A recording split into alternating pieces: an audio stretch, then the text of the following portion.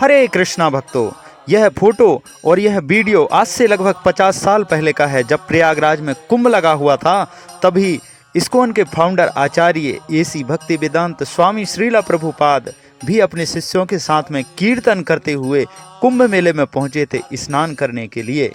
और यह वीडियो तो खाली 50 साल का ही है, और जब भी कैमरा या मोबाइल कुछ भी नहीं हुआ करता था, हजारों सालों से कई संत महात्मा इस प्रयागराज की भूमि पर अपने चरणों को रखते आ रहे हैं। कितने पवित्र हैं हमारे तीर्थ स्थल, जहाँ पे ऐसे साधु संत महात्मा अपने चरणों को रखते हैं।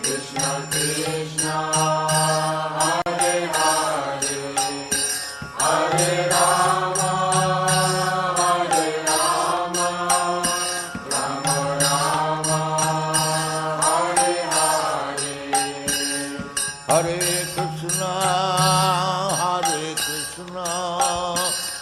कृष्ण कृष्ण हरे हरे, हरे राम